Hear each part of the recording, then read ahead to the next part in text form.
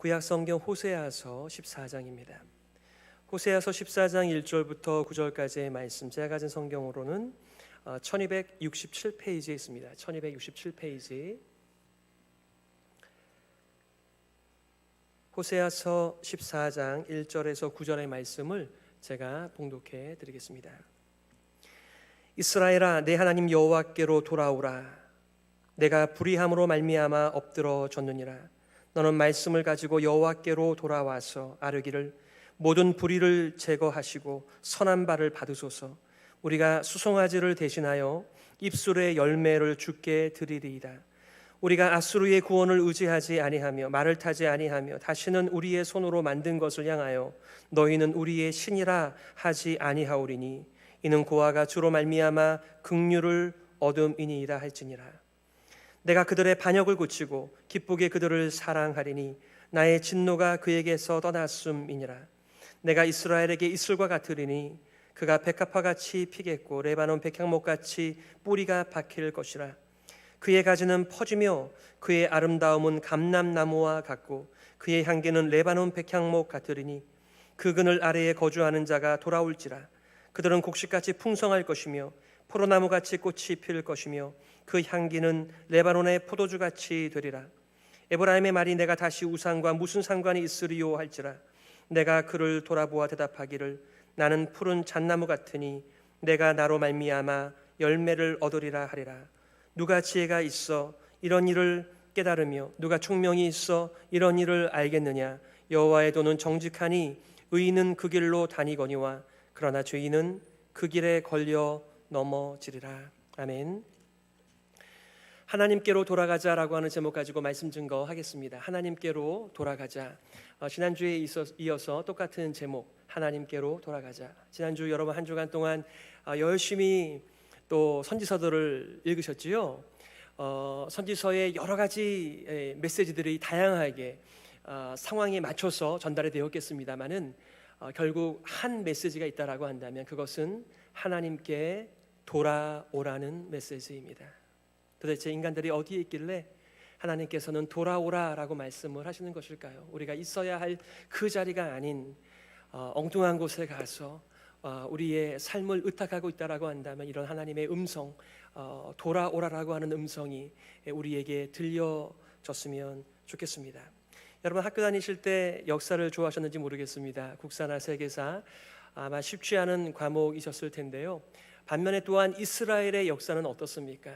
이스라엘의 초대왕 사울 왕, 그 다음에 다윗 왕, 솔로몬 이후의 분열 왕국, 여로보암과 르호보암으로 나뉘어진 이 북이스라엘과 남방 유다의 역사들을 올해는 함께 점검하지 않았습니까? 특별히 북이스라엘은 20명의 왕들이 출현하지만 단 한 사람도 하나님의 뜻을 조차 다스린 왕이 없었다라고 하는 이 비극 앞에 그것이 과연 이스라엘 역사만의 문제겠는가? 우리한테는, 우리의 역사 속에는 하나님과 어떤 관계를 맺으며 살아왔는가라고 하는 그런 점검이 이스라엘 역사 속에서 우리가 살펴보게 되어지는 내용들이죠. 제가 요나서를 마치고 호세아서를 여러분들과 나누게 된 동기는 아주 단순한 동기입니다. 왜냐하면 요나가 활동했던 시절이 바로 여로보암 2세의 시절이었고 또한 호세아가 활동한 시절이 여로보암 2세의 시절이었습니다. 오늘 말씀을 통해서도 잠깐 나누게 되겠습니다만 남방 유다의 선지자였지만 이 북이스라엘 바로 여로보암 2세 시절의 말씀을 전했던 이 아모스도 있었죠. 그러니까 요나 같은 경우에는 자신의 본국 이스라엘에서 하나님 말씀을 전했다라기보다는 아수르, 니느웨에서 하나님의 경고를 전파하지 않았습니까? 그러니까 이스라엘 바깥에서 선지자가 활동을 했던 것과 그리고 그 일을 통해서 하나님의 심정을 우리가 헤아릴 수 있었다라고 한다면 이제 북쪽 이스라엘 출신으로서 북쪽 이스라엘을 향하여 하나님의 말씀을 전했던 그 시절의 하나님의 마음은 어떠했을까? 이런 공통점을 가지고 여러분들과 함께 호세아서를 5번에 걸쳐서 나누게 된 것이죠. 우리는 이런 질문을 던질 수 있을 거예요. 아니, 지금으로부터 벌써 2800년 전, 3000년 전에 그 당시 그 공간, 그 지역, 도대체 우리랑 무슨 상관이 있는가라고 질문할지 모르겠지만, 또 그런 생각이 들 수 있겠지만은 여러분 잊지 마세요. 모든 성경은 하나님의 감동으로 된 것으로, 여기서 감동, 인스피레이션이라고 하는 말은 하나님의 호흡, 하나님의 영감이라는 말입니다.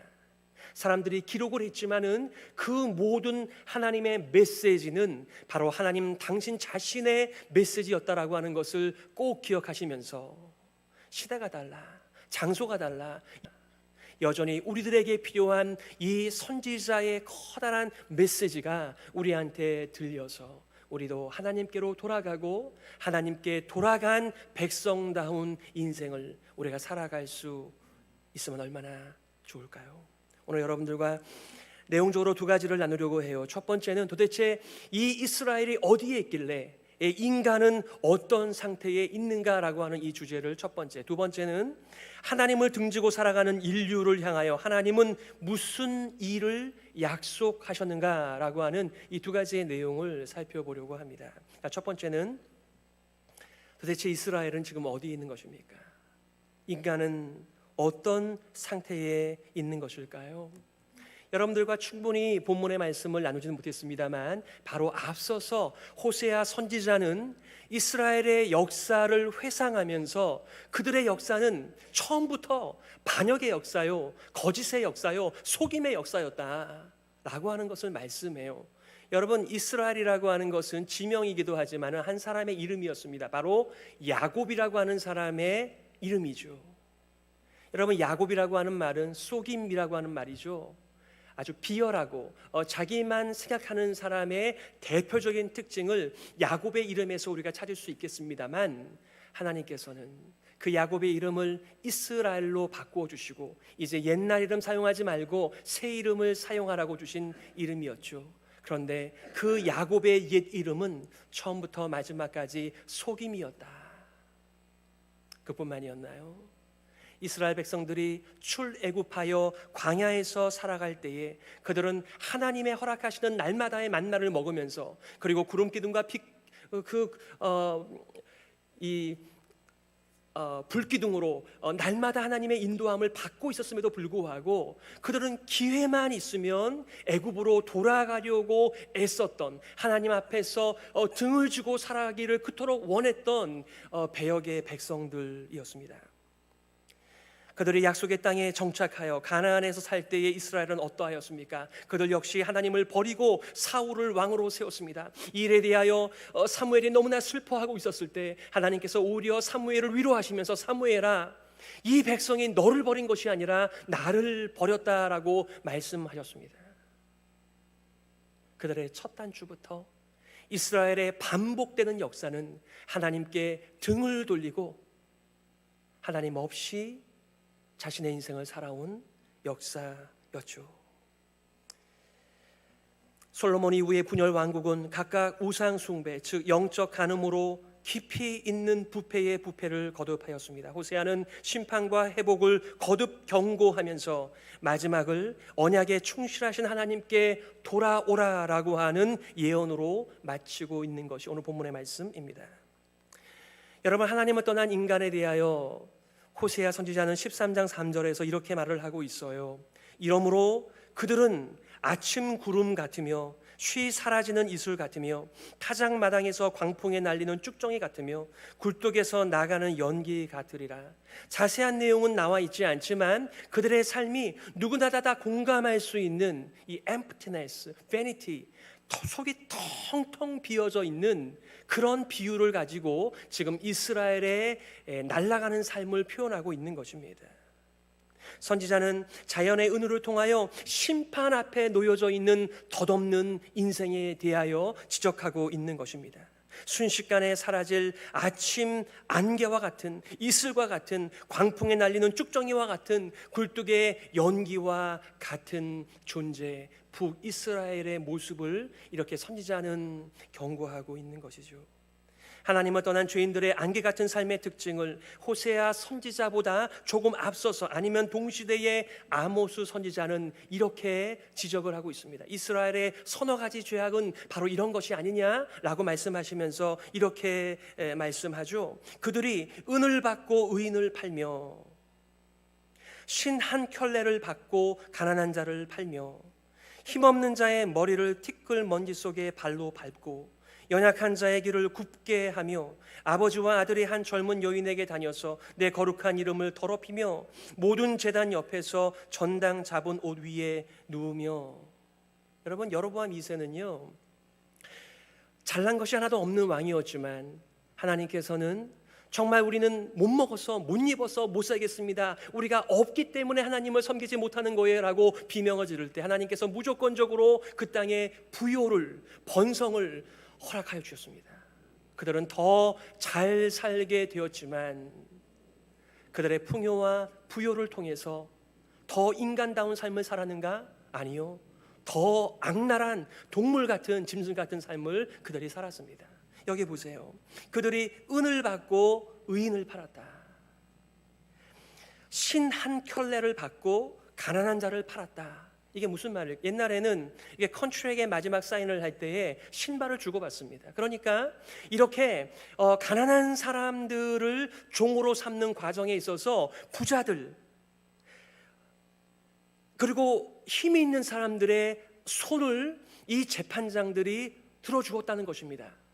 무엇이 정인지 무엇이 공인지가 중요한 것이 아니라 은이 얼마나 있느냐, 그리고 거래할 수 있는 그런 재산들이 얼마나 많은가에 따라서 유전무죄인 거죠. 무전유죄가 되는 것이고 졸지에 가난한 자들은 종으로 팔리는 모습을 이렇게 기록하고 있는 것입니다. 악한 재판관들은 특권층과 부유층과 더불어 한통속이 되고 부를 축적하여서 힘없고 가난한 자들을 종으로 삼는 일에 앞장을 선 일이 아수르나 니느웨에서 일어난 것이 아니라 하나님을 섬긴다라고 하는 북쪽 이스라엘의 현장이었음을 선지자 아모스가 고발하고 있는 것이죠.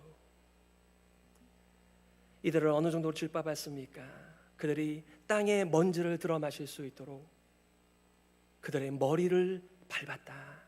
그게 얼마나 수치스러울까요? 얼마나 숨을 못 쉬는 지독한 현장일까요? 그냥 자기가 살게 좀 내버려 두지, 그렇게 가난한 사람들, 연약한 사람들을 잡아다가 자신의 부를 더 불리기 위하여 살아가는 이 모습이 여러분 이스라엘의 역사만의 모습인가요?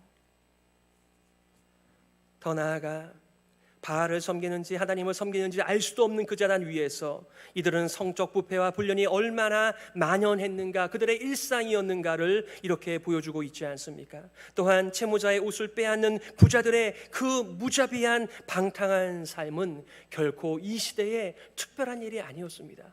우리들은 그냥 외투를 여러 가지로 번갈아 가면서 입지만은 그 당시의 사람들에게 있어서 겉옷은 그들의 이불과 같은 기능을 하였습니다. 그러니까 겉옷을 맡기고 무엇인가를 얻어왔는데, 그래서 율법에서는 해가 저물면 그 겉옷을 돌려주라고 말합니다. 왜냐하면 해가 저물면 춥거든요. 그런데 지금 이 사람들은 제단 옆에서 그 저당 잡은 겉옷을 깔고 그렇게 잠을 자고 있다. 다른 사람의 빈곤함과 다른 사람의 비명을 깔고 자고 있는 자들의 모습이 여러분 이스라엘 역사만의 모습이냐고요.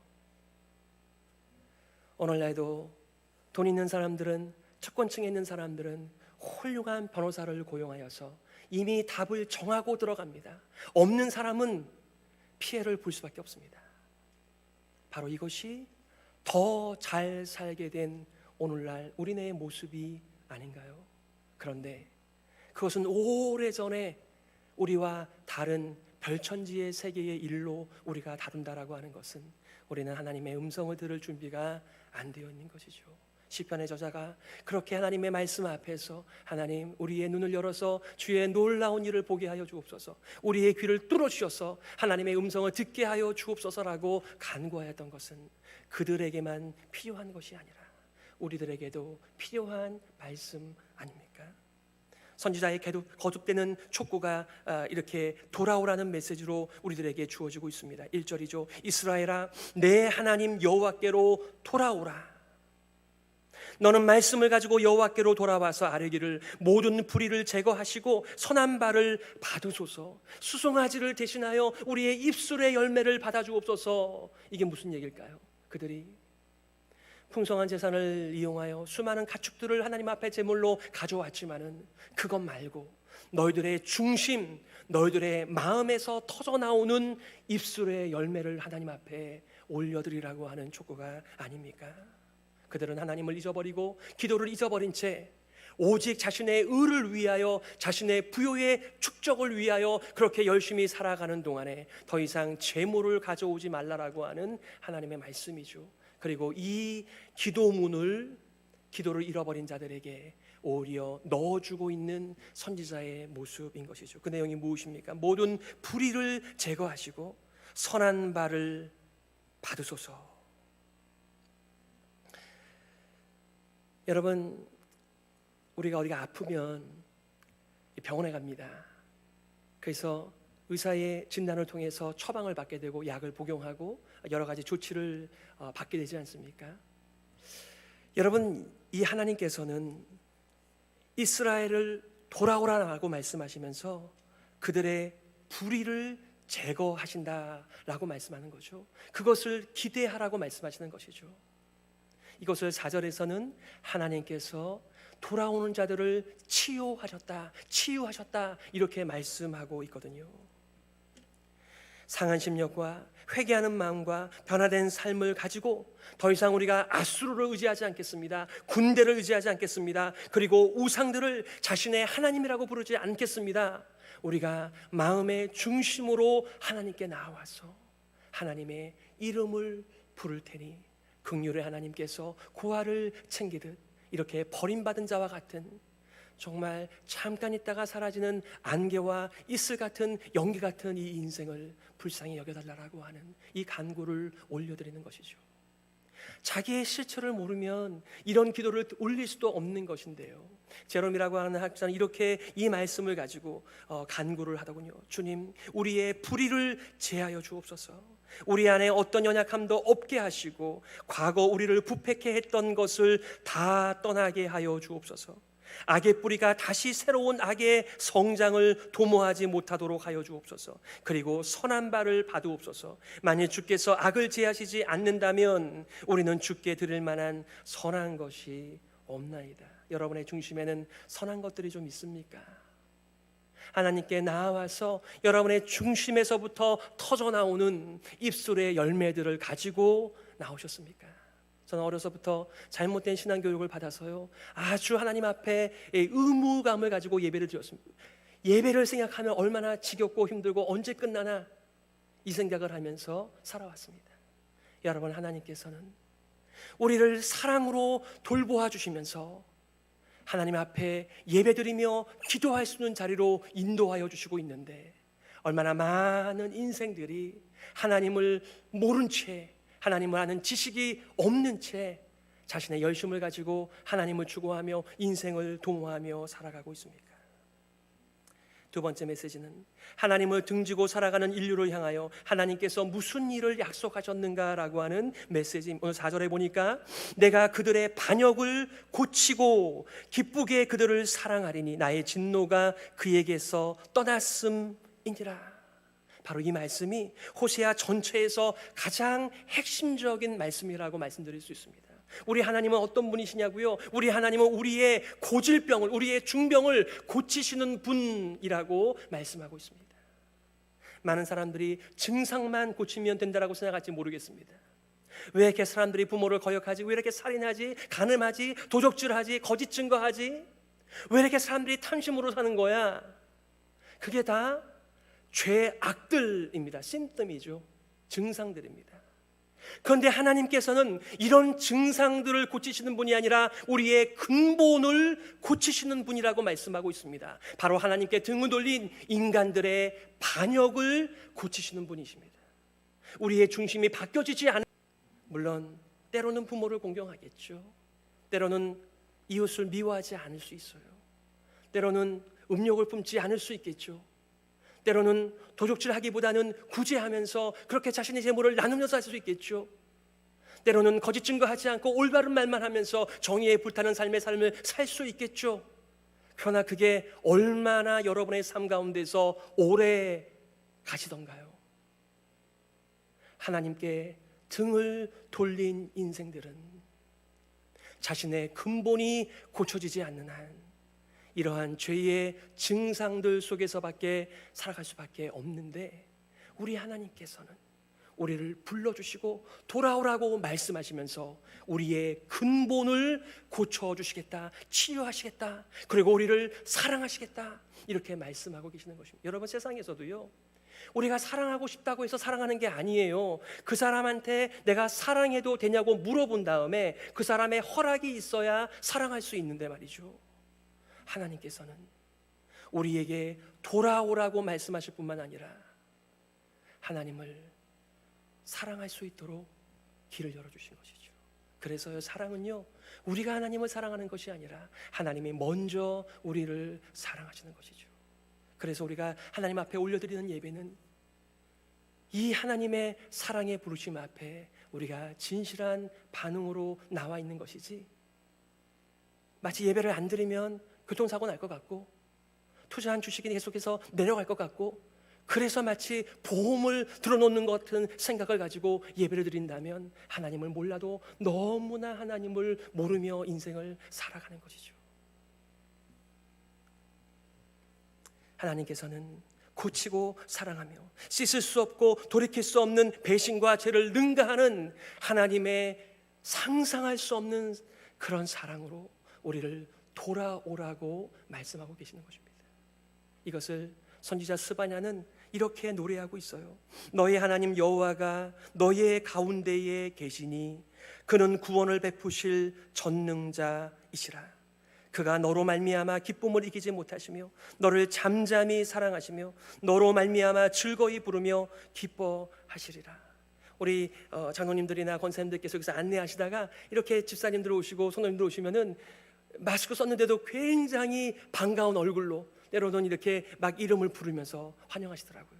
예전엔 더 심했죠. 우리 친교실에 나가면 그렇게 서로 막 밥 먹다가 저기서 보면 뭐 집사님, 권사님, 뭐 장로님 막 이렇게 부르면서 서로 간에 기뻐서 표현을 하잖아요. 이 목사님만 안 불러요. 여러분, 왜 그럴까요? 이게 하나님의 사랑을 받고 이 관계가 되어지는 사람들 속에 누릴 수 있는 하나님의 은혜이죠. 그런데 하나님께서 우리를 바라보실 때 기뻐서 즐거이 우리를 불러주신다라고 말씀하시는데, 여러분은 여기에 올라오실 때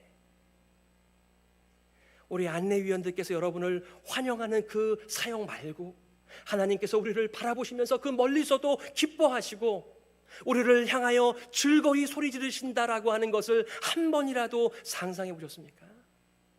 바로 예배라고 하는 것은 그런 자리인 것이죠. 하나님의 현재적 심판 이후에 이스라엘의 미래를 말씀하시면서 자신을 이렇게 표현하시더군요. 뭐라고요? 바로 이슬 같은 하나님이라고 말이죠. 오늘 5절에 내가 이스라엘에게 이슬과 같으리니 그가 백합화 같이 피겠고 레바논 백향목 같이 뿌리가 박힐 것이라. 하나님의 언약적인 사랑을 이 이슬에 비유하고 있습니다. 여러분, 시편 133편의 그 유명한 헐몬의 이슬이 온 이스라엘에 내림갔다 이렇게 말을 하고 있지 않나요? 이스라엘은 건기와 우기가 분명해서요, 이 건기 때에 이 이슬이 촉촉하게 내려야 그들이 농사를 짓는 것들이 열매를 맺죠. 꽃이 피죠. 바로 하나님은 자신을 이런 이슬에 비유하고 있는 것이죠. 각종 식물들과 나무에 이 이슬이 내려서 충분한 수분과 생명을 공급하는 하나님의 풍성한 복을 가리켜서 하나님은 마치 이슬과 같다라고 말씀하고 있습니다. 이 이슬과 같은 하나님을 여러분들은 날마다 만나고 계십니까? 동시에 하나님께서는 자신을 푸른 잣나무에 비유하고 계십니다.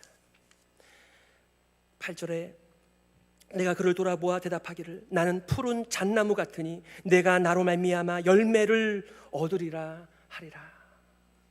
여러분, 이 푸른 잣나무는요, 사시사철 푸르고 청청하고 변함이 없는 이 뿌리가 깊은 나무를 비유할 때 사용되어지는 대표적인 나무가 아닙니까? 그런데 하나님께서는 이렇게 든든한 사랑과 은혜를 공급하시며 그 안에 뿌리를 받고 하나님께 기대어 살아가는 사람들의 인생 가운데 꽃이 피며 열매가 풍성하게 될 것이라고 약속하고 계시는 것입니다. 이제라도 하나님의 음성을 듣고 돌아오는 사람들에게는 이렇게 놀라운 이슬 같은 하나님이 되실 것이고 잣나무와 같은 하나님이 되실 것이라고 말씀하고 있는데, 여러분의 중심에는 누가 여러분의 주인 되어 여러분의 인생을 인도하고 계시는지요?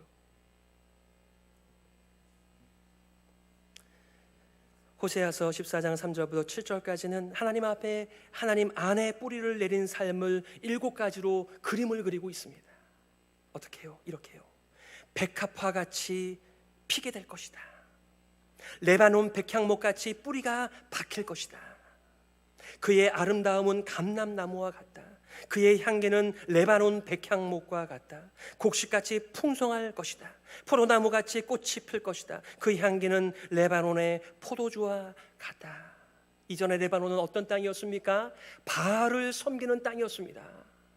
그 바알 우상 숭배 때문에 모든 인생들이 하나님이 공급하신 것임에도 불구하고 바알이 주었다라고 착각하면서 우상을 숭배하면서 하나님께 등을 졌던 인생인데, 이제라도 돌아오게 되면 하나님께서는 언제 그 백성이 자신을 떠났냐라고 잊어버린 채 그들을 향하여 너의 하나님이 되겠다, 너는 나의 백성이 되겠다, 이렇게 꽃을 피우며 열매를 맺는 풍성한 뿌리 깊은 나무가 되게 하겠다.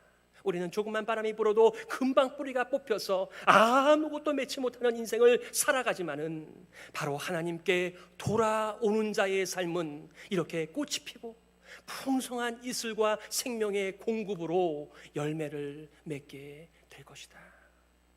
여러분, 생각만 해도 우리의 마음이 불이 타지 않습니까?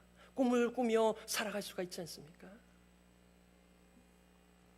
이 세상에 건조하고 열매 없고 꽃이 피지 않는 세상을 경험할 때마다 더 하나님의 약속이 우리에게 생명이 되고 소망이 되죠. 오늘 여러분들과 이 내용을 가지고 한 가지의 교훈과 여러 가지의 적용을 나누고 싶습니다. 오늘 메시지의 교훈은 무엇입니까?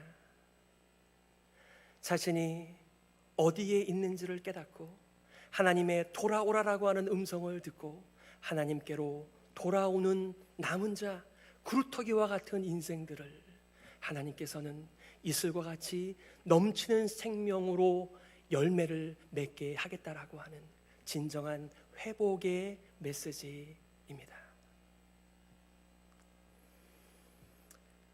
모든 인간은 두 갈림길에 놓여져 살아갑니다.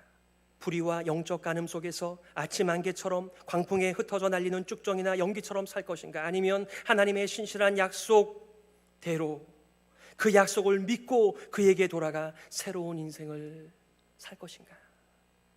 그리고 그 여정은 매우 점진적으로 우리들한테 다가왔죠. 여러분, 요한복음 15장 5절에 나는 포도나무요 너희는 가지라, 그가 내 안에 내가 그 안에 거하면 사람이 열매를 많이 맺나니 나를 떠나선 너희가 아무것도 할 수 없습니다. 바로 궁극적으로 다윗의 후손으로 오신 예수 그리스도 안에서 성취된 하나님의 약속이죠. 여러분은 예수 그리스도 안에서 살아가고 계십니까? 아니면 여전히 예수 그리스도 바깥에서도 하나님이 조금만 힘 실어주시면 나도 인생을 잘 살 수 있다라고 믿고 살아가는 이 시대의 사람들을 조차 살아가고 있습니까? 이 말씀을 통해서요, 우리가 우리 자신들을 점검해 보았으면 좋겠습니다. 지금 나는 하나님과의 관계 속에서 어디쯤 있는 사람인가? 하나님께 돌아오지 않아도 내가 얼마든지 잘 살 수 있다라고 하는 믿음을 가진 채 두 마음을 가지고 그렇게 살아가는 사람이라고 한다면 이 선지자의 돌아오라고 하는 메시지 앞에서 돌아가기를 기대합니다. 또한 우리는 하나님께 돌아가기를 결심한 자일 수도 있습니다. 그 결심대로 하시기를 바랍니다. 또 우리는 하나님 앞에 돌아와서 이 여정을 막 시작한 사람일 수 있겠습니다. 그러면 뒤를 돌아보지 마시고 그 길을 계속해서 믿음으로 가시기를 바랍니다. 더 나아가 오늘 하나님께서 우리들에게 약속하신 그림처럼 바로 예수 그리스도 안에 뿌리를 깊이 내리면서 그리고 이 꽃을 피우며 열매를 맺는 사람들이라고 한다면 여전히 하나님 없이 인생을 사막처럼 살아가는 사람들을 향하여 이 하나님의 사랑의 복음을 전파하면서 마치 선지자처럼 살아가는 사람들, 여러분께서 어디에 지금 놓여져 있는지를 확인하시고 돌아오라라고 하는 하나님의 음성에 걸맞는 반응을 보이시기를 바랍니다. 보통 우리가 예배를 드릴 때 call to worship 이렇게 얘기하지 않습니까? 저는 이것을 call to loving이라고 말씀을 드리고 싶습니다. 예배는요, 지겹고 괴롭고 우리의 의무여서 마치 보험을 들어놓는 것처럼 그래도 도장은 찍고 와야 내가 어려운 일이 생기지 않지, 이런 생각을 다 내려놓으시고 우리를 보시고 즐거워하시며 기쁘게 우리를 부르시는 하나님의 음성으로 받아서 우리가 거기에 걸맞는 이 공동의 예배, 또 개인적인 예배, 그리고 하나님께서 우리와 늘 함께 하시는, 우리를 또한 함께 더불어 예수님을 성전 삼으시고 우리를 다스리시는 삶의 예배를 더 잘 드리게 되시기를 바라요. 우리가 하나님과 요즘 어떤 관계에 있는가를 점검하는 중요한 메시지는 내가 오늘 하나님 앞에서 어떤 예배를 드리고 있지, 바로 그 내용입니다. 여러분, 골로새서 2장 6절에서 그러므로 너희가 그리스도 예수를 주로 받았으니 그 안에서 행하되 그 안에 뿌리를 박으며 세움을 받아 교훈을 받은 대로 믿음에 굳게 서서 감사함을 넘치게 하라. 여기서 감사함을 넘치게 한다라고 하는 것이 바로 예배의 본질입니다. 왜 하나님께서 우리를 불러주셨는가? 왜 우리로 하여금 하나님을 사랑할 수 있도록 허락하셨는가? 지겹고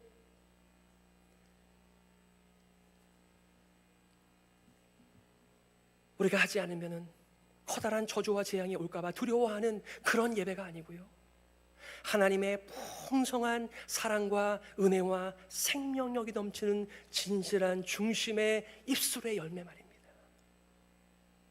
이스라엘 백성들은 모든 것을 다 가지고 있었지만 하나님만 없었습니다. 혹시라도 우리의 삶 가운데 교회당도 있고 조직도 있고 모임도 있지만은 그 자리에 정말 이 사랑의 하나님 앞에 인격적으로 진실하게 반응하는 우리의 반응이 없다라고 한다면 우리는 이스라엘의 역사와 별반 다를 것이 없는 인생을 살아가는 것이죠. 사랑하는 성도 여러분, 하나님의 사랑에 진실하게 반응하면서 살아가는 예배의 삶이 여러분 가운데 회복되시기를 바랍니다. 요한 사도는 이렇게 외치지 않습니까? 보라, 아버지께서 어떠한 사랑을 우리에게 베푸사 하나님의 자녀라 일컬음을 받게 하셨는가. 그러기에 우리는 이제 이렇게 아버지 앞에 나갈 수 있어요. 그러므로 우리는 긍휼하심을 받고 때를 따라 돕는 은혜를 얻기 위하여 은혜의 보좌 앞에 담대히 나아갈 것이니라. 무슨 얘기죠? 우리가 하나님의 긍휼, 하나님의 은혜를 잊고 그분 앞에 돌아갈 때 때를 따라, 즉 항상 우리의 필요를 따라 하나님의 은혜를 얻으며 살아가는 존재로 바뀌었다는 것입니다.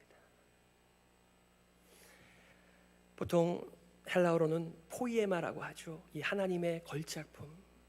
무슨 얘기죠? 하나님께서 우리를 부르실 때, 하나님의 음성을 듣고 반응할 때 하나님께로 돌아온 인생들을 하나님께서 다루시는 작품이라고 말을 하고 있는데, 이 세상과 사탄은 자꾸만 우리를 하나님의 작품으로 보기보다는 아무짝에도 쓸모없는 허망한 인생으로 보게 만드는 것이죠. 우리가 날마다 눈을 떴을 때 이 하나님의 사랑의 메시지를 들을 수 있다면, 그리고 하나님의 은혜 속에서 이슬과 같은 잣나무와 같은 그런 견실한 하나님의 풍성한 인도를 받으며 살아갈 수 있다라고 한다면 우리도 다른 사람들을 인간답게 대화할 수 있을 텐데 말입니다. 말씀을 정리하며 사랑하는 성도 여러분, 우리는 지금 하나님과 어떤 관계에 있습니까? 우리는 어디에 있습니까? 우리가 있을 자리가 맞습니까? 하나님께서 우리에게 돌아오라고 말씀하시며 돌아온 그 백성들에게 주시고자 하시는 이 커다란 풍성한 열매의 그림이 여러분의 꿈에도 그려지고 있습니까?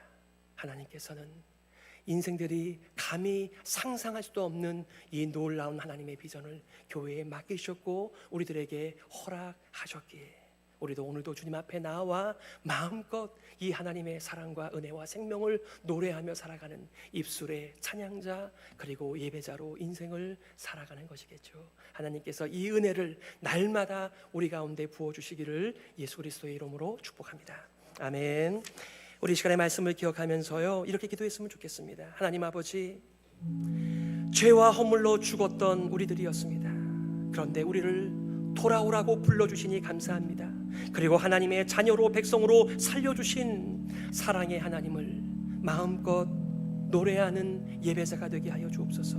우리를 잠잠히 사랑하시면서 기뻐하시는 하나님께로 돌아가는 진정한 예배자로 우리를 살게 하여 주옵소서. 말씀 기억하면서 함께 통성으로 기도하겠습니다.